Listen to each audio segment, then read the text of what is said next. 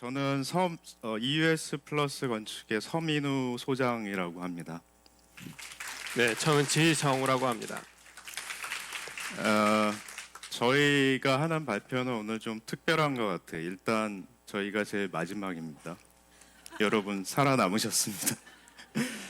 그리고 저희는 2명이 발표를 하게 되었어요. 그리고 마지막으로 저희가 말씀드리는 내용은 굉장히 다분히 그 미술관을 외부에서 바라봤을 때의 내용일 것 같아요. 오늘 그 심포지움의 주제라고 저희들한테 주어졌을 때는 그래서 저희가 어떻게 서 있어야 되는 거죠?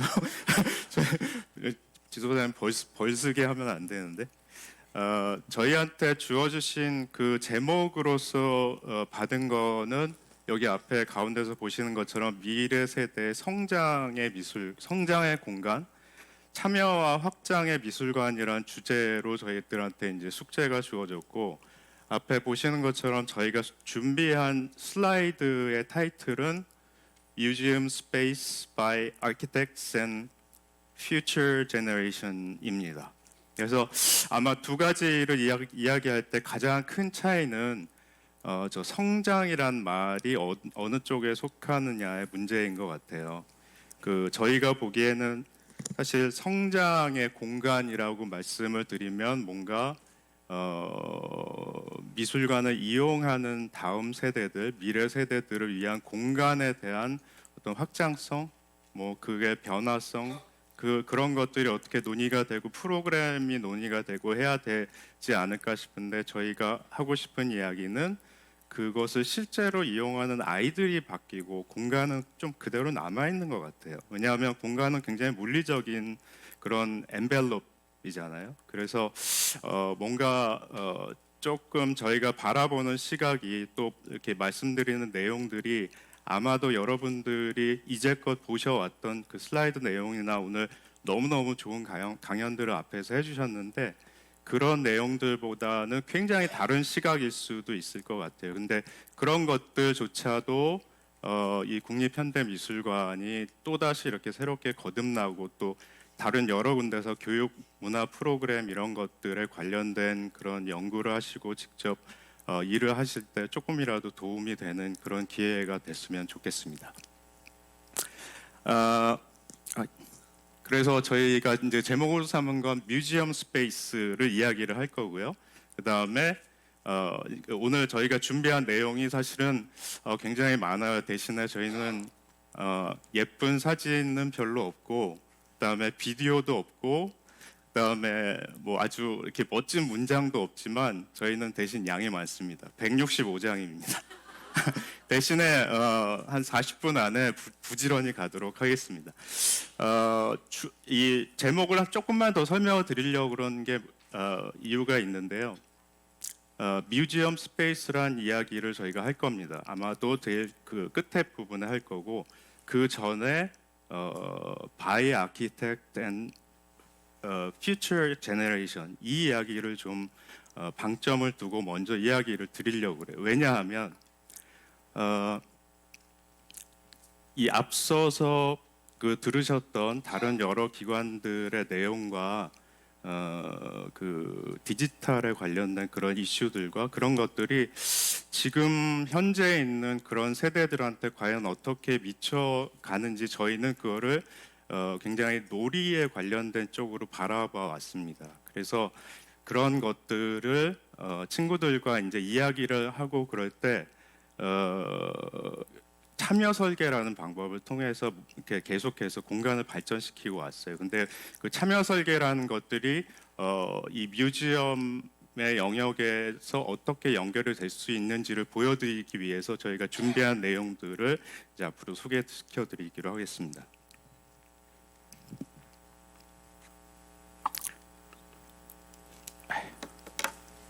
죄송합니다. 먼저 그래서 그 사실 지금 시대의 아이들을 좀 이야기를 해보고 싶어요. 우리가 지금 현재 우리나라에 있는 아이들, 이 뮤지엄을 이용할 아이들은 과연 어떤 아이들인가? 그 아이들이 어떤 환경에서 살고 있는가를 좀 이야기해보고 싶은데 그 아이들은 제1의 공간이라고 할 수 있는 집, 제2의 공간이라고 할 수 있는 학교, 그게 아마도 제가 보기에는 거의 90% 이상의 삶이 경험되는 공간인 것 같아요. 그런데 작년도 통계가 나왔는데 아파트에 사는 거주 가구 수가 절반 이상을 넘어갔다고 합니다. 그래서 저희가 어느 곳에 가서도 이제 워크숍을 하고 초등학교, 중학교, 고등학교 학생들하고 이야기할 때 아파트에 사는 사람 손 들어봐 그러면 거의 대부분이 손을 들어요. 이건 가구 수가 50%를 넘어간 거니까. 그런데 그 아이들은 학교에 가서도 거의 똑같은 천편일률적인 공간에서 생활을 하게 된 겁니다. 그래서 제1의 공간, 그들의 삶의 대부분은 제1의 공간, 제2의 공간이 굉장히 정형적이고 한 가지 목적을 위해서 존재하고 그런 굉장히 딱딱하고 이렇게 말랑말랑하지 않은 그들의 창의력을 죽일 수밖에 없는 그런 공간에서 살고 있는 게 우리들의 현실인 것 같아요. 근데 그런 것들을 바라볼 때 저희가 뮤지엄을 통해서 한번 이런 현상들을 바라보게 되었어요. 그래서 기존에 있는 저희의 예전 오래된 학교들, 1950년대, 뭐 60년대 이후로 지어진 그런 학교들은 일제 시대에 이미 만들어진 그런 학교라는 정형적인 틀에서 크게 벗어나지 않는 그런 역사를 가지고 지금까지 지어지고 있습니다. 근데 그게 어떻게 보면 아주 근대적인 시기에 뮤지엄의 탄생과도 어떻게 보면 연관을 지어서 볼 수가 있을 것 같아요. 사진을 보시고 평면을 보시면 알겠지만 저희가 알테스 뮤지엄이죠. 저 알테스 뮤지엄, 그런데 그런 뮤지엄의 환경들은 20세기를 지나서 현대미술관이 생겨나면서 굉장히 그 목적성에 맞는 또 사용자에 맞는 또 분위기에 맞는 여러 가지 환경에 맞는 다양한 공간으로 변화하기 시작했어요. 그런데 저희 아이들이 다니는 학교는 여전히 그대로 저런 모습으로 남아 있습니다. 기다란 복도, 한쪽에는 교실, 다른 쪽에는 유리창. 복도는 오직 통로로만 쓰이는 그런 공간이죠. 그리고 이 밑에 있는 사진은 실제로 저런 게 없을 것 같잖아요. 근데 아직도 저런 게 붙어 있는 학교가 있어요. 학생 통행 금지. 예전에 저희 어렸을 때 교장실 앞으로 못 다니고 그랬죠. 중앙현관 출입 금지였고요. 그런데 이런 모습들이 왼쪽 공간이 어딘지 아시겠죠? 어딘 것 같으세요? 네, 맞습니다. 교장실이고요. 오른쪽 공간은 교무실입니다. 근데 저 풍경은 뭐냐면 왼쪽에 있는 사진은 어떤 그 회사의 중역실이나 회장님 방이고 오른쪽은 예전에 그 상사의 정말 일 많이 하시는 그런 분들의 오피스 공간인 것 같아요. 근데 저런 모습들이 학교에서 굉장히 그 전근대적인 그런 공간의 틀을 가지고 여전히 움직이고 있는 것 같습니다. 어느 학교를 가든지 교장 선생님 사진들이 이렇게 쭉 걸려 있죠. 역대 교장 선생님들. 저 중에는 죄송하지만 돌아가신 분도 있고 그래서 되게 무서운 사진이에요, 사진. 그리고 이렇게 먼지가 많이 쌓여져 있는 트로피들, 상장들. 우리 학교는 이런 꽃이 있습니다. 어떤 나무가 우리 학교의 나무예요. 계단을 올라갈 때도 쉬지 않습니다. 뭔가 배워야 돼요. 심지어 이 오른쪽 밑에 있는 사진은 굉장히 이렇게 직접적이고 정말 마음을 움찔하게 만들죠. 부모님께 효도해야 된다. 이런 사진들을 보면서 저희는 건축가로서 참 안타깝고 참 학교 다니는 아이들이 굉장히 어떨 땐 너무 불쌍해 보이기도 해요. 저런 것들은 뭐냐면 관리 위주, 효용성 위주, 그다음 통제 위주의 학교 공간입니다. 아이들은 요즘 초등학교, 중학교에 다니는 아이들이 자기의 일상에 뭐 요즘 학원도 또 많이 다니니까 거의 70~70%의 하루의 생활을 하는 공간이 저런 곳에서 살 수밖에 없는 그런 아이들이에요. 그런 아이들이 쉽게 뮤지엄을 올 수 있을까요? 모르겠습니다. 그 이야기는 이제 저희가 준비한 슬라이드를 보시면서 저희가 어떤 생각으로 이제 그 국립현대미술관을 고쳐 나가려고 하는지 그런 이야기 속에서 또 조금 말씀을 드릴 수 있을 것 같고요. 저희가 관심을 갖는 분야가 사실은 학교 공간도 있지만 학교 안 혹은 어떤 기관의 놀이터 공간에 저희가 좀 관심이 있어요. 건축가로서 놀이터를 많이 연구도 하고 디자인하고 그런 건축가들이 사실 많지 않은데 저희가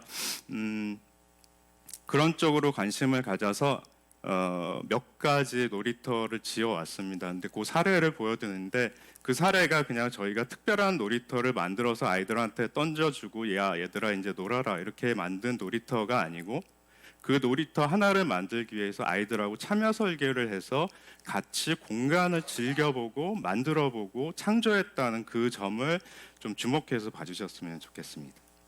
그래서 이제 오늘 여기 발표 자리는 사실은 뮤지엄이 또 하나의 큰 축이잖아요. 그래서 제3의 공간으로서 이 뮤지엄이라는 것은 결국은 아이들이 많이 대부분의 생활을 영위하는 집과 학교 그것에서 또 하나의 중심축으로 하나로서 모아졌을 때 그게 정말 아이들을 위한 잘 만들어진 공간이 되지 않을까 이런 것들을 건축가의 시선으로 볼 수 있을 것 같습니다. 학교에 관한 이야기들 할 때 요즘 학교는 감옥과 같다. 뭐 학교를 만드는 비용이 너무너무 싸기 때문에 감옥 하나 짓는 것보다 싸기 때문에 뭐 이런 굉장히 여러 가지 걱정이 있는데 사실 그렇게 바라보는 것보다는 어떤 새로운 긍정적인 시각으로서 학교는 새로운 뮤지엄과 같아야 되지 않을까라는 생각을 하게 됐습니다. 왜냐하면 학교나 뮤지엄이나 그 전체 짜임새나 얼개를 바라보면 사실은 유사한 점이 굉장히 많아요. 학교는 학교라는 공간이 있고 뮤지엄은 뮤지엄이라는 공간이 물론 있습니다. 학교의 사용자는 학생, 교사, 직원 이런 분들이 있을 거고 뮤지엄은 관람객 혹은 직원들, 운영하시는 분들 이런 분들이 사용자일 거고 학교에는 학습 활동이라는 콘텐츠가 있고 뮤지엄에는 전시 혹은 교육 프로그램 또 뭐 여러 가지 이벤트 이런 콘텐츠가 있을 것 같아요. 근데 뮤지엄은 그런 것들을 시대에 맞춰서 방향성을 가지고 여러 가지 이제 가능성을 따라가면서 변화하고 있는데 학교 공간은 그렇게 하지 못하는 것이 조금 안타깝게 보이는 것 같아요. 그래서 학교 공간이라는 것이 어떤 공간 큐레이팅이라는 그런 이름으로 뮤지엄과 같은 트랙을 밟아가면 좋지 않을까 하는 생각을 하게 돼서 지금 보시는 거는 사실 여러 가지 이제 해외에서 지어지거나 아니면 디자인이 되고 있는 그런 뮤지엄들의 평면, 단면, 인면, 도면들이에요. 저기는 예전 알테스 뮤지엄 같은 아주 천편일률적인 어떤 성전과 같은 그런 공간은 아니잖아요. 근데 저희가 보기에는 그게 어떤 측면에서 볼 수가 있냐면 저 공간을 만들기 위해서는 여러 가지 작업들이 있었을 거고 그 작업들이 과거에는 뭔가 건축가만의 재능을 가지고 만들었던 공간이고 거기에 누군가의 의견이 더해진 게 있었다면 이제는 어린이 미술관을 지을 때 그 어린이 미술관을 사용하게 될 어린이들의 의견이 같이 들어가는 공간이었으면 더 좋은 하드웨어가 만들어지지 않을까 이런 생각을 하게 되었습니다. 다행히 또 이제 학교 공간에 대한 이야기를 할 때 이건 뭐 그냥 제가 짧게 넘어가겠지만 학교 공간 혁신이라고 그래서 여러 가지 변화가 일어나고 있습니다. 근데 놀이와 관련된 내용으로 이제 짧게 저희의 작업을 소개시켜 드리려고 그러는데 이게 뭐 만들어진 공간에 대한 자랑거리라기보다는 이 공간이 어떻게 만들어졌는지를 좀 주로 보여드릴게요. 초등학교에 있는 돌봄 공간, 돌봄 교실이라고 아시죠? 아이들 이제 방과 후에 맡기는 그런 공간이 경기도에서 전략적으로 올해 초에 이제 몇 군데 학교를 정해서 시범 사업으로 저희들한테 2군데 학교가 오게 되었는데 돌봄 교실의 기능은 일단 그 주간에는 교육 과정을 하는 일반 교실이고 그 다음 시간에는 이제 다른 반이나 다른 학년이나 친구들이 와서 뭐 4시 반 5시까지 거기서 놀고 배우고 하는 그런 학습 공간입니다. 근데 이런 공간들이 어디에 이제 지어지게 됐냐 하면 경기도 시골에 있는 아주 전형적인 그런 학교예요. 지은 지 한 50년이 넘어가는 그런 학교고 아까 보여드렸던 그런 아주 비민주적인 그런 평면을 가진 학교고 심지어 뭐 여기 보이시는지 모르겠지만 늘 그렇듯이 운동장 있고 스탠드가 있고 여기 이순신, 뭐 세종대왕, 그다음에 어딘가에는 이승복 뭐 이런 친구도 서 있고 그런 기능을 가진 그런 전형적인 시골의 학교인데 그 학교에서 이제 돌봄 교실 사업을 하시겠다고 해서 저희가 받아서 가서 돌봄 교실을 쓰게 될 친구들과 워크숍을 하게 됐습니다. 저 친구들이 아마 제 기억엔 3학년, 4학년이었던 것 같은데 그 친구들한테 저희가 그동안에 다른 데서 만들었던 놀이 공간을 몇 개를 주어주면서 이 공간이 놀이 공간이야. 와 신기하게 생겼는데요. 근데 이게 하나만 있는 건데 거기서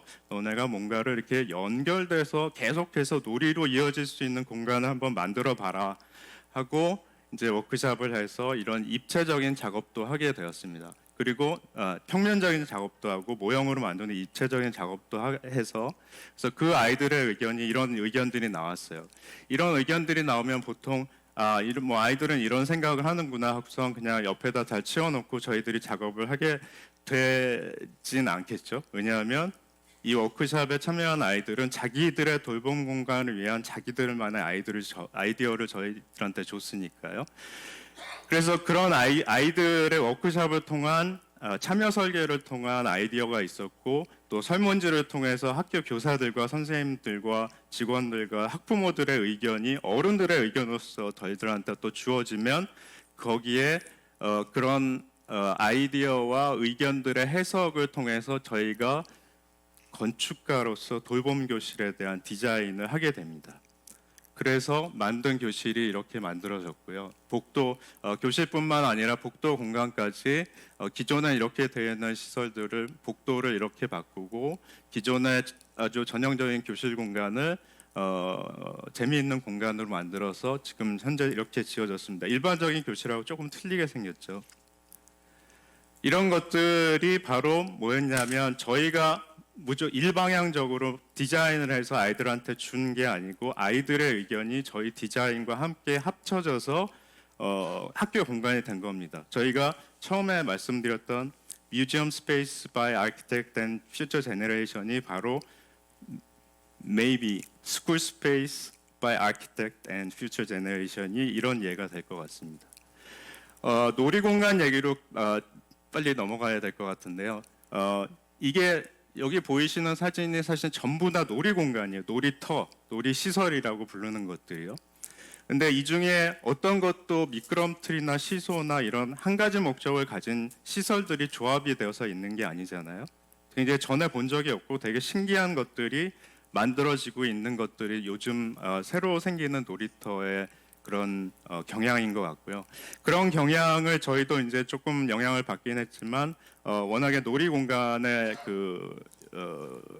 관심이 많았기 때문에 놀이 공간을 저희가 디자인한 거를 빨리 보여드리도록 하겠습니다. 저희가 시간을 많이 쫓기죠. 초등학교에 있는 놀이 공간을 하나 지어주는데도 되는 프로젝트였는데요. 이것도 똑같이 이 학교에 다니는 친구들이 저희와 같이 4주 동안 워크숍을 해서 아이디어를 만들고 저희가 최종 디자인을 하고 시공을 하고 학교가 선물로 받아서 놀이 공간을 오픈한 것이 되겠습니다. 이것은 뭔지 아시죠? 학교 안에 있는 구령대라는 거, 조회대 내지는 뭐 영어로 하면 포디움이라고 할까요? 그런 것들이 있는데 예전에는 많이 썼는데 지금은 하나도 쓰지 않는 그 구령대를 저희가 놀이터로 바꿔주기로 했습니다. 근데 저거를 고르는 것 자체도 저희가 독단적으로 가서 구령대 바꾸자 이게 아니었고 학생들과 같이 돌아다니면서 여길 바꾸고 저길 바꾸고 했을 때 여러 가지 중에 선택으로 정해진 그런 공간이었고 그다음에 워크숍을 통해서 아이들과 그 평면 작업을 하면서 여러 가지 아이디어를 모으게 됐습니다. 2번에 걸쳐서 모형 작업을 했는데 이런 모형 작업을 하면서 아이들이 저희들한테 주었던 아이들의 시각은 여전히 아이들이 자기가 봤던 경험했던 그런 놀이 공간을 계속해서 늘어놓는 정도의 수준으로 저희들한테 보여줬어요. 그 얘기는 뭐냐면 아이들이 가지고 있는 생각이 그만큼이고 저희가 건축가로서 공간을 좀 더 즐기고 연구하고 발전시킬 수 있는 방향을 틔워줄 수 있는 그런 방법을 제시해 주게 되는 거죠. 그래서 이런 질문을 저희가 하게 됐습니다. 놀이 시설이 하나 있는데 여러 가지 놀이 행동이 있고 그럴 때 이런 걸 한번 해보자. 놀이 기구가 없고 놀이할 수 있는 그런 공간. 이게 과연 너희가 생각하기에 가능할까? 이런 질문을 던져봤는데 사실은 굉장히 처음엔 되게 난감했어요. 자기들은 미끄럼틀에서 미끄러워지는 놀이만 해봤고 시소에선 오르락내리락하는 놀이만 해봤고 근데 아이들과 이거를 탐험을 하면서 계속해서 놀이공간에 관한 이야기 만들어보고 여러 가지 작업을 하고 이런 걸 했더니 그 다음부터는 좀 더 기존에 있는 놀이시설 기구들과 전혀 다른 모습을 보여주기 시작했어요. 그런 것들이 이제 바탕이 돼서 저희 건축가들한테 넘어왔을 때 저희가 이런 디자인을 통해서 여러 가지 옵션들과 디자인을 통해서 그들한테 주게 된 그런 놀이 공간입니다. 그래서 기존의 구령대를 잘라내고 일부 남긴 다음에 뭐 철제 프레임을 세워서 뭔가 프레임을 통해서 공간을 지나가게 하는 느낌을 주고 경사로 계단 이런 걸 만들어주고 그 끝에 트리하우스 같은 공간을 줘서 아이들이 공간감을 따로 느낄 수 있게 만들어졌습니다. 시공의 마지막 부분은 자기들이 이제 그 오일 스테인 같은 걸 바르는 작업도 참여를 했고요. 그래서 만들어진 이런 구령대가 변신한 놀이 공간이 됐습니다. 사실 저희의 뭐 여러분 대부분은 다 이해하시겠지만 구령대라는 거는 역사적으로 또 정치적으로 좀 의미가 다르잖아요. 저기는 뭔가 지시하고 훈육하는 그런 일제시대 잔재의 것이기도 하고 그래서 이 구령대가 놀이터로 바뀌었다는 그거에 대한 의미가 굉장히 많은 것 같아요. 근데 다시 한번 말씀드리지만 저게 저희의 아이디어만으로 만들어져서 아이들한테 주어진 게 아니고 아이들이 이렇게 하는 사고 방식을 저희와 함께 고민했기 때문에 저런 새로운 놀이 공간이 만들어지게 됐습니다. 그래서 완성을 하고 난 다음에 아이들이 굉장히 즐겁게 놀기도 했고요. 두 번째 것도 역시 그 학교 안에 있는 놀이 공간에서 학교 안에 있는 놀이 공간을 저희와 같이 워크숍을 하면서 만들었던 건데 이 부분은 조금 저희한테 의미도 있고 중요한 부분이라서 한번 말씀을 드리면 저희가 똑같은 이런 질문을 했었어요. 놀이터는 네모다. 아까 그 슬라이드 보셨죠? 디지털은 블랭크다. 그랬을 때 여러 가지 대답이 나오는 것처럼 놀이터는 무엇이다. 우리 학교에선 무슨 놀이를 하고 싶다. 혹시 머릿속에 뭔가 떠오르시는 게 있을지 모르겠는데 아이들이 저희들한테 준 그런 내용은 뭐였냐면 이런 내용들이 있었습니다. 놀이터는 마음의 쉼터다, 인생이다. 초등학교 4, 5, 6학년의 아이들이었어요. 근데 이런 아이들이 신도시에 사는 아이들이라서 조금은 이제 학원도 다니고 뭐 저희 때 그 배웠던 그 지식 수준보다 조금 높은지 모르겠는데 모든 사람의 선심이다 이런 대답을 해준 친구도 있었어요. 근데 이런 것들이 그냥 아이들의 의견에서 그치는 게 아니라 저희가 뭔가 건축가로서의 해석을 하게 됐습니다. 놀이터가 인생이라고 한 친구는 놀이터에서 놀이를 하면서 뭔가 이야기를 담았으면 하고 싶은 생각을 한 것 같아요. 모든 사람의 선심이라고 했던 친구는 놀이를 하면서 뭔가 마음이 착해지길 원한 게 아니었을까? 그런 생각을 했습니다.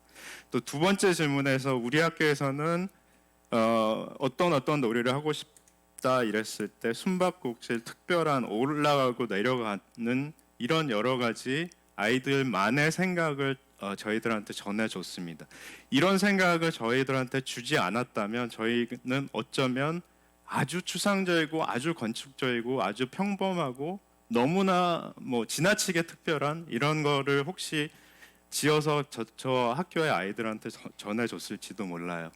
그런데 그것들을 준 아이들의 생각을 또 이제 해석을 해보면 뭐 이런 숨바꼭질 놀이는 숨을 곳이 있는 뭐 특별한 놀이, 다른 곳에서 볼 수 없는 올라가고 내려가는 뭐 입체적인 놀이 이런 것들을 원하는 아이들과 작업을 하게 됐습니다. 그래서 비슷한 방법으로 학교 안에 있는 어떤 공간을 잡아서 콜라주 작업을 해보기도 하고 또 저희가 준비해간 그런 모델 재료를 가지고 그룹을 만들어서 작업을 했을 때 정말 그룹마다 아주 독특한 모양을 내주고 그걸 자기들의 작업들을 설명을 해볼 때 저희가 그 안에서 아이들의 공간에 대한 어떤 의지, 욕구, 디자인 방향 이런 것들을 저희가 읽을 수가 있었습니다. 그래서 기존에도 학교에 있는 놀이 공간을 과 이런 여러 가지 환경을 분석하면서 이 아이들한테 필요한 놀이 공간은 이런 입체적인 놀이 공간이어야 될 것 같다라는 생각을 하게 됐고요. 이 기존의 신도시는 언덕이 많고 굉장히 풍경이 좋은 그런 동네였는데 그게 신도시로 개발이 되면서 깨끗하게 평면으로 작업이 되고 아파트들이 쭉 늘어서게 된 그런 학교 공간이었습니다. 그래서 저희의 디자인 방향은 이런 신도시에서 아파트 공간에 네모난 공간에 학교에 와서도 굉장히 평면적이고 천편일률적인 재료로 만들어진 그런 놀이터에서 사는 아이들이 이 학교에 왔을 때 저희가 같이 만든 놀이 공간에서 죄송합니다. 뭔가 입체적이고 올라가고 내려가는 그런 좀 특별한 아이들과 같이 만든 그런 공간에서 놀이를 즐겼으면 좋겠다라는 생각을 하게 되었습니다. 이 학교의 배지거든요. 교표인데 그 학교의 배지는 디자인이 조금 잘 되어 있는 그런 거였어요. 그래서 저희가 놀이 공간의 디자인의 시작을 이 배지의 모양에서 이제 따와 가지고 먼저 이렇게 시옷자 반원형 그런 것들을 평면적으로 만든 다음에 그걸 한번 이렇게 언덕처럼 접어보고 또 높은 부분을 잘라내고 해서 마치 뭔가 언덕과 구릉이 만들어지는 저런 시설들을 저희가 만들게 되었습니다. 모델 작업도 했고 그래서 마지막으로 만들어진 이 학교의 이 아이들만을 위한 이런 공간이 탄생하게 되었고요.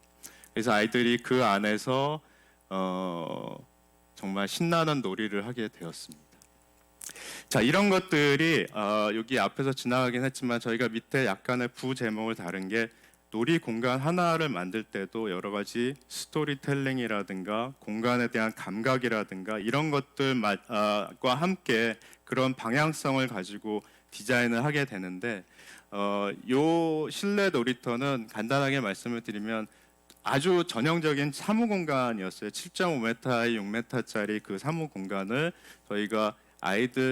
저희가 만든 그 워크샵의 프로그램에 따라서 아이들과 같이 작업을 한 그런 내용을 가지고 실제 아이들의 신체 사이즈를 잘라내서 그 잘라낸 아이들의 모양이 어떤 공간을 만들어내게 되고 그 만들어내는 공간은 이 실내 놀이터를 사용하게 될 아이들이 저희들한테 준 데이터가 되는 거죠. 그 데이터가 직접적으로 물리적인 공간으로 바뀌게 되는 거고요. 그래서 이런 모양으로 이제 디자인을 한 다음에 실제로 이렇게 만들어지게 되어서 지금도 뭐 잘 쓰고 있는 것 같습니다. 그리고 이제 놀이공간의 예시로 제가 마지막으로 보여드릴 거는 전쟁기념관 어린이 박물관의 실내 로비 구역에 저희가 기다리는 공간, 대기 공간으로 작업한 게 있는데 요거는 일종의 파빌리온 같은 형식이에요. 근데 요거를 이제 보여드리는 건 뭐냐면 많은 그 어린이 미술관과 그 관련된 유사한 시설에서 이런 공간의 변형에 대한 부분을 고민을 하실 때 주로 칸막이를 쓰거나 색칠을 여러 가지 하시거나 재료를 얇게 펴서 바르거나 이런 식으로 작업을 하시는 것 같아요. 근데 이 전쟁기념관 어린이 박물관에서 저희가 주안점으로 생각했던 거는 이 아이들이 쓰는 공간 자체의 그런 공간의 구분을 움직일 수 있는 파빌리언으로 만들어서 필요에 따라서 이런 용도 저런 용도에 맞춰서 가변성 있게 쓸 수 있는 그런 공간을 저희가 구획을 해본 겁니다. 요거는 저희가 아이들과 워크숍을 하진 않았지만 아이들을 위해서 어린이 박물관 안에 만들어 놓은 그런 시설이 되겠습니다. 다음으로는 이제 놀이 시설보다 하나 위로 올라가서 그 도서관과 또 과천 여기 국립현대어린이미술관에 관련된 이야기를 지정호 소장님께서 계속 이어서 해주시겠습니다. 맞습니다. 저희가 아마 미술관 얘기보다 왜 이런 다른 학교, 놀이공간 이런 얘기부터 시작을 했을지 아마 궁금하실 것 같아요. 근데 사실은 이곳에 오는 혹은 어느 뮤지엄이든 그 오는 어린이들을 생각했을 때 그들이 어느 환경에서 일상생활을 보내다가 이 특별한 뮤지엄이라는 공간을 오는 것인가라는 걸 이해할 필요가 있다고 생각을 해서 이제 보여드리는 거고요. 이 과정들이 어린이와 전문가가 같이 어떤 식으로 협력을 했을 때 단지 교육만으로 끝나는 것이 아니고 단지 그림만 그려보는 것으로 끝나는 게 아니고 실제 공간으로 변화가 될 수 있을지에 대한 사례들을 설명을 하기 위해서입니다. 아까까지는 이제 주로 이제 어린이들의 공간들이라고 한다면 지금부터는 조금 연령대가 올라가서 청소년, 트윈 세대 이런 그 친구들인데 공간들인데요. 초등학교 한 4학년, 5학년만 돼도 도서관에 잘 오지 않는다고 합니다. 이제 어린이 섹션에 가기는 좀 너무 지루하고 그래서 그러다 보니 도서관에 오지 않는 세대들을 위한 공간을 이제 만들어주기 시작을 했고요. 최근에 국내를 이렇게 다녀보면 많은 새로운 유형의 도서관 공간들이 만들어지고 있어요. 저희는 그래서 특별하게 트윈 세대라고 해서 초등학교 한 4학년부터 중학교 3학년 정도까지의 연령들을 위한 도서관 전용 공간을 전주에다 만들고 있고 곧 이제 오픈을 예정하고 있습니다. 근데 저희가 건축가로서 마찬가지로 이전의 작업들과 마찬가지로 혼자서 설계를 한 게 아니고 그 과정에 많은 사용자들과 함께 발전을 시킨 부분들이 있는데 그러기 위해서 저희 건축가들의 마인드셋이 좀 필요했던 것 같아요. 그래서 이 공간이 어떤 책만 읽는 단순 목적이라든지 이런 것이 아니라 좀 새로운 우주이기도 하면서 아이들이 이곳을 탐험할 수 있는 그 정거장이 됐으면 하는 그런 바람으로 시작을 했고요. 현대미술관 과천관도 마찬가지지만 이곳이 놓여져 있는 장소는 어떤 곳인가? 이곳이 제주에 놓여 있지 않고 서울 여기 과천에 놓여져 있는 그 의미 이런 것들이 중요한 것처럼 도서관 같은 경우도 전주라는 특성이 있기 때문에 전주가 갖고 있는 특성들을 반영을 해서 개념을 잡기 시작했어요. 그래서 전주가 약간 그 성곽도시였기 때문에 이제 그런 의미 그리고 방으로 나눠져 있는 그런 공간이 아니라 영역으로 느슨하게 연결되어 있는 부분 그리고 다양한 그 공간의 아이들의 활동들이 공간 장치로서 나타날 수 있는 가능성 이런 것들을 이제 배경으로 시작을 했어요. 그래서 그곳을 운영하실 사서분들하고도 뭔가 워크숍들을 진행을 했습니다. 그래서 일하시게 될 분들이 공간에 직접 이제 모형을 만들어 보고 아이들 입장에서 한번 생각을 해보고 이러면서 의견들을 이제 만들어 주셨고요. 그곳을 이용한 직접 그 세대들과 빈 공간에서 테이프와 천을 이용해서 실제 사이즈의 어떤 공간 워크숍을 진행을 했습니다. 이제 그러다 보면 이곳이 여기서 저 전주의 어떤 곳이 보이는구나 아니면 이 공간의 크기가 이렇게 컸구나 이런 것들을 이제 느끼면서 전문가인 저희들과 같이 하나하나 이제 영역들을 만들어가는 그런 과정들이 됐습니다. 그래서 이런 건축가의 어떤 스케치나 이제 작업들이 나오게 되고요. 이제 모형이나 이제 투시도 같은 것들이 있는데 디자인을 자세하게 설명드리기보다는 이런 참여 설계 과정을 통해서 이런 다양한 영역들의 공간들이 만들어졌습니다. 그래서 여기는 총 4개 영역으로 돼 있어서 에너지의 레벨이 조금씩 더 적극적인 거에서부터 조금 캄다운하는 그런 부분까지 쭉 이어지는 그런 길로 이어지는 공간들이 됐고요. 그래서 이런 무대가 되는 공간도 있고 아예 운동을 할 수 있게 위에 철봉을 매달아서 잡고 다니면서 그게 어떤 때는 전시의 용도로 쓰이기도 하고 또 특별한 가구보다는 저렇게 뭔가 언덕이다 다양한 레벨들로 만들어주고 또 메이커 스페이스 같이 무언가를 만들 수 있는 공간들도 가변성을 가지고 또 혼자서 혹은 여럿이 같이 만들 수 있는 공간들로 계획을 했습니다. 그리고 전통적인 뭔가 책을 읽거나 토론을 하는 그런 도서관 영역인데요. 그래서 그것도 단순히 가구만 늘어놓는 게 아니라 장소로서 아이들한테 어떻게 기억에 남을 수 있을지를 고민하면서 만들었습니다. 그 다음 프로젝트는 작은 이제 뮤지엄이고요. 소다미술관이라고 하는 이제 경기도의 이제 미술관인데 그곳은 예전에 찜질방이었던 구조물을 오픈을 해서 미술관으로 만들었던 곳이고요. 그 공간에 저희가 이제 어떤 설치물이자 아이들의 놀이 공간을 만드는 의뢰가 있어서 재료를 이거를 삼았습니다. 그래서 한 500개 정도의 빨래바구니를 이용해서 빨래바구니 하나로만 놀 수 있는 다양한 그런 공간들을 만들어서 이 공간이 원래 가지고 있던 저런 콘크리트의 그런 독특한 분위기의 공간과 또 그 안에서의 아이들의 활동 또 한 가지 덧붙여지는 재료가 만들어주는 장소성 이런 것들이 생기게 된 그런 장소가 됐습니다. 그래서 정말로 다양한 그런 활동들을 할 수 있는데 저희가 기대했던 그 바구니로 놀 수 있는 그런 가짓수보다 훨씬 더 많은 그 인터랙션들을 하는 것을 보게 됐습니다. 앞서서 보여드렸던 여러 가지 이제 놀이터라든지 학교 공간이라든지 도서관이라든지 갤러리라든지 이런 걸 통해서 봤을 때 저희가 뭔가 얻을 수 있는 레슨이 무엇일까 생각을 해보면 장소성, 장소가 주는 힘이 중요하겠다라는 생각이 들었어요.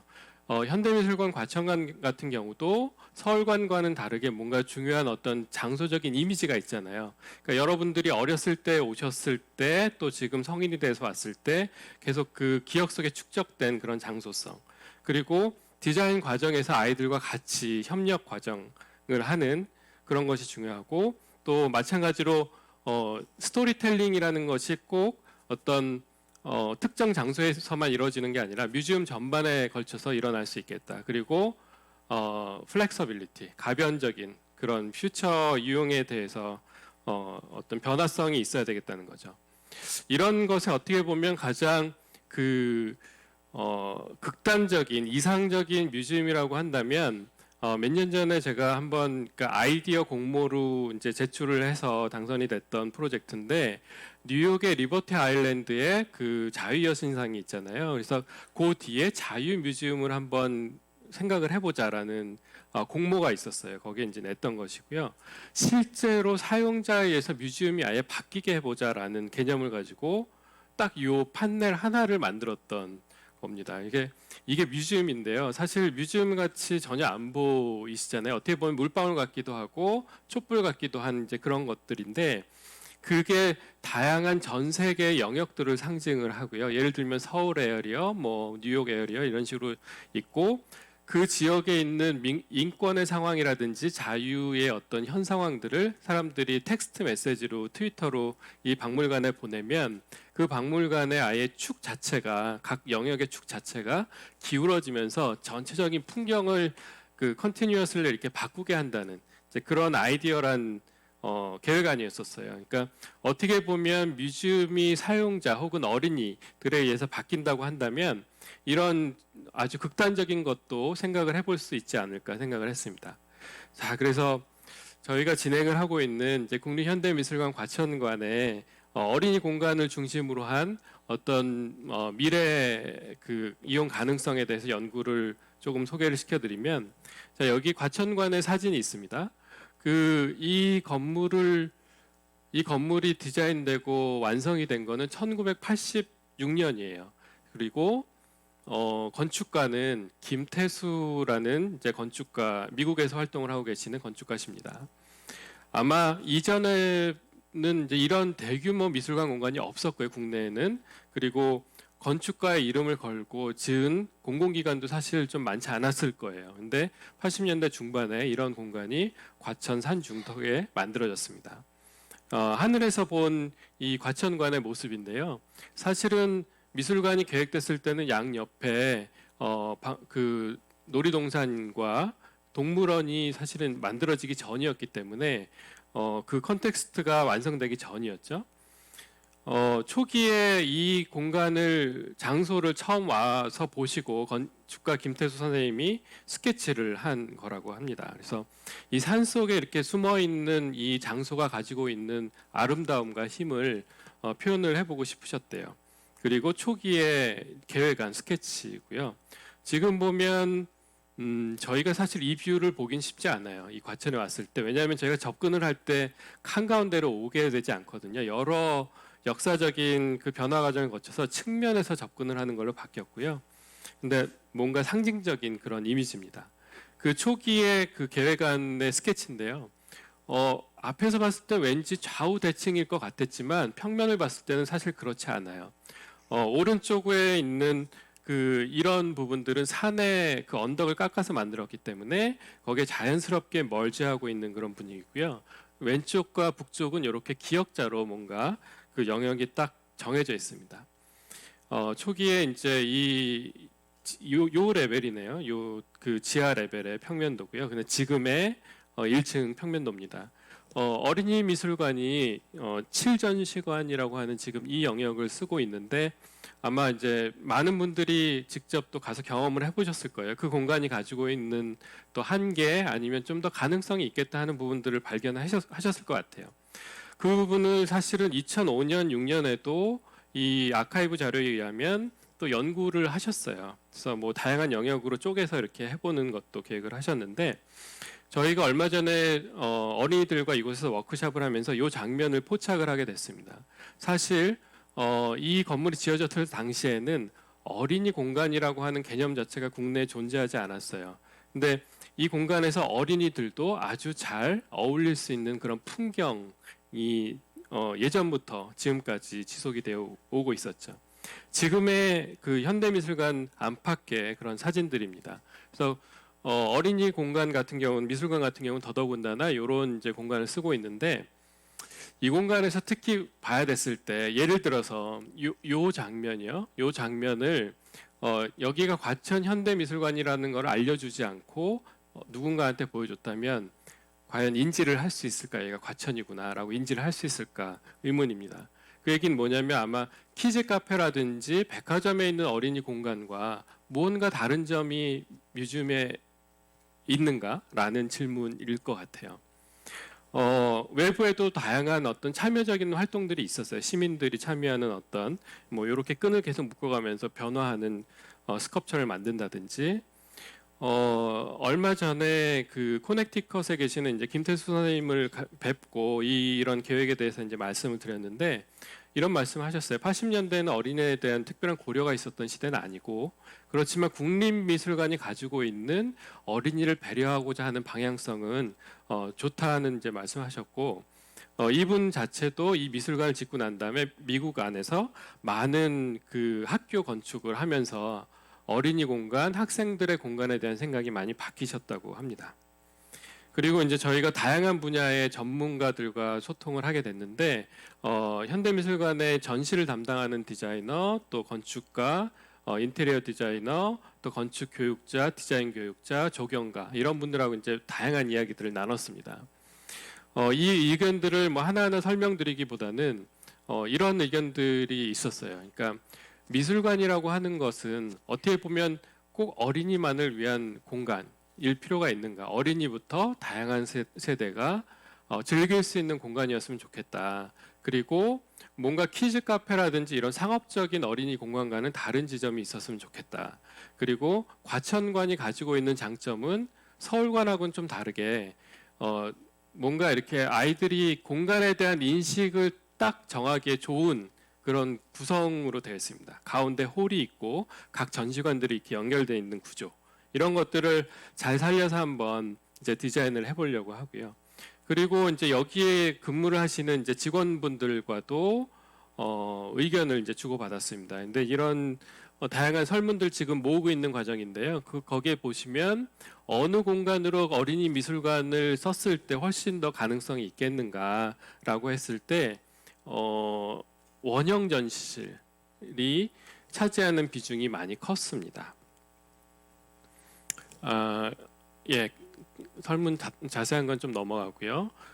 저희가 이제 이 공간을 계획을 연구를 하면서 여름 방학 동안에 어린이들하고 워크숍을 진행을 해서 이 공간을 과연 어떻게 우리가 계획을 해볼 수 있을지 그러면서 뭔가 공간이란 무엇인가에 대해서도 친구들하고 얘기를 나누고 이 공간들이 이런 다양한 이야기들과 움직임들을 담고 있을 곳이 있겠다. 그리고 어린이 건축가가 돼서 이러한 공간들을 우리가 새로운 시각으로 한번 생각을 해보자.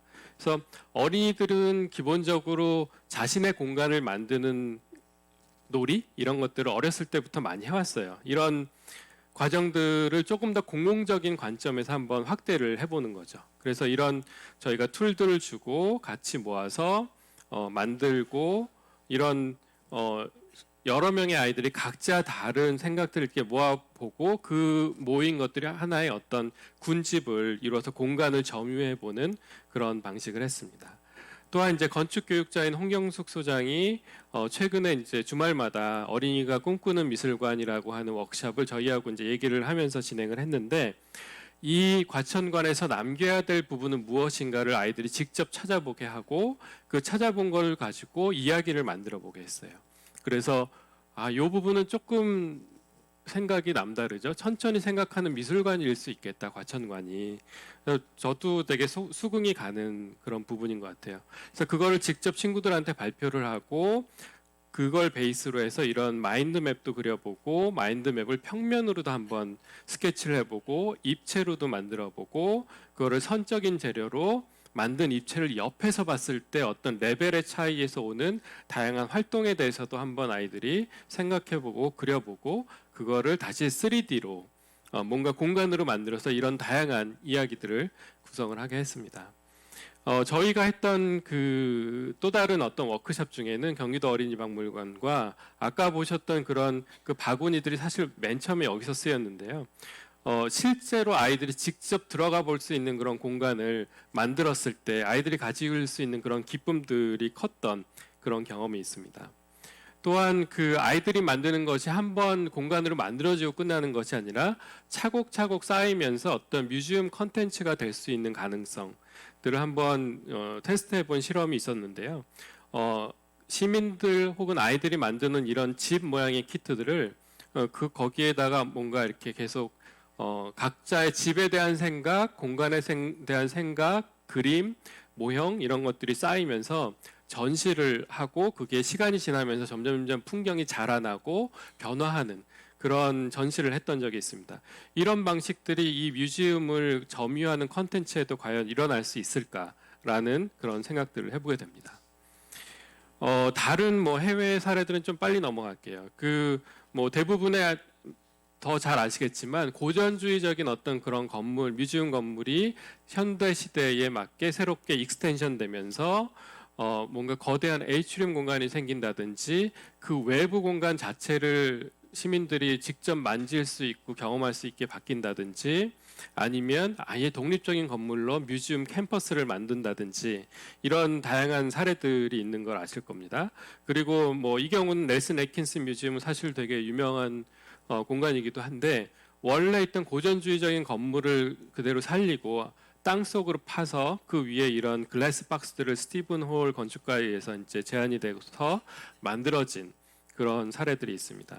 이런 사례들을 비춰봤을 때 저희가 이제 이 과천관에 대한 어떤 확장 가능성 혹은 변화 가능성들을 이렇게 정리를 해볼 수 있을 것 같아요. 첫 번째 옵션은 지금의 어린이 미술관으로 쓰는 7전시관을 중심에 두고 또 원작자인 김태수 건축가도 그런 말씀을 하셨는데 이 중앙현관이 지금은 많이 어둡고 시대에 맞지 않으니 조금 더 확장을 했으면 좋겠다. 그래서 밖으로도 확장을 하고 높이로도 확장을 하고 재료도 글라스로 만들어서 그 공간에서 카페도 연결되고 어린이 공간으로도 직접 연결이 될 수 있는 그런 방식. 그러면서 그 앞에 지금 사무 영역으로 쓰는 공간까지 어린이 영역으로 쓴다면 그 앞에 잔디마당, 데크마당이 어린이를 위한 야외 놀이마당으로 확대가 되면서 가능성이 생길 것 같습니다.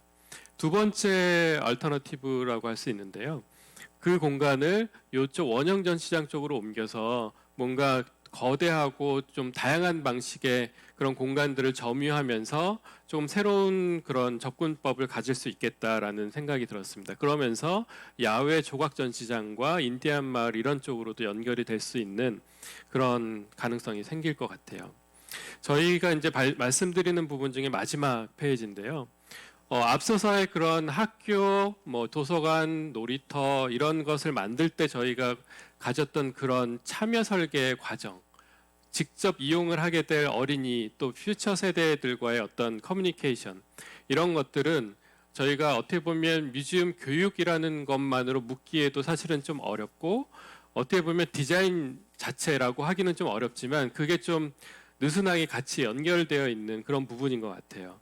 그래서 그런 것을 통해서 이곳이 과천관만이 갖고 있는 장소성, 그 장소의 힘을 충분히 살리면서 그곳이 키즈 카페라든지 어떤 뭐 성수동에 있는 상업 공간 같은 그런 공간이 아니라 진짜 공간의 힘을 느끼면서도 아이들이 그 안에서 다양한 컨텐츠들을 경험하고 활동할 수 있는 공간이 될 수 있는 여지가 이곳은 있는 것 같습니다. 그리고 이 양쪽에 있는 뭐 동물원이나 놀이동산과 더불어서 어떤 그 패밀리 데스티네이션의 하나로서 올 수 있는 그런 가능성들을 더 찾아볼 수 있을 것 같고요. 그리고 자연이라는 게 사실 과천관에서는 중요한 부분이기도 합니다. 그래서 처음에 오늘 오프닝 할 때 관장님께서 그런 얘기도 하셨지만 이곳이 가지고 있는 이 자연의 아름다움을 차단하고 어린이 공간에서는 어린이 프로그램만 하고 거기서 빨간색을 느끼고 뭐 어떤 작품만을 느끼고 한다기보다는 수시로 미술관 안에서도 밖에 자연을 볼 수 있고 밖으로 나가서 자연을 경험할 수도 있고 심지어는 옥상까지도 이용을 해서 옥상에 어떤 루프 가든을 조성을 해서 그런 것들이 자연스럽게 이루어진다면 내가 학교에서 느끼지 못했던 공간감, 내가 아파트에서 느끼지 못했던 공간감 그런 것들을 이 뮤지엄이라고 하는 공간에 와서 느끼면서 우리나라의 어떤 도시 환경이 가지고 있는 문제점이라든지 이런 것들을 상쇄시켜 줄 수 있는 장소가 이곳이 아닐까라는 생각을 하고 있어요. 저희의 도시들은 사실 끊임없이 래피들리 되게 많이 바뀌잖아요. 간판들로 이렇게 뒤덮여 있고 도시는 끊임없이 바뀝니다. 그렇지만 미술관은 어떻게 보면 내가 어렸을 때 왔을 때 이 장소와 비슷한 듯 하면서도 또 시대에 맞는 컨텐츠가 계속 그 안에서 쌓여가는 것처럼 그런 것들이 조화를 잘 이룬다면 어떤 상업 공간의 그런 어린이 공간보다도 훨씬 더 풍부한 그런 장소성을 지닌 과천 현대미술관이 되지 않을까 생각을 합니다. 자, 오늘 저희가 발표할 내용들은 여기까지 말씀드리겠습니다. 감사합니다.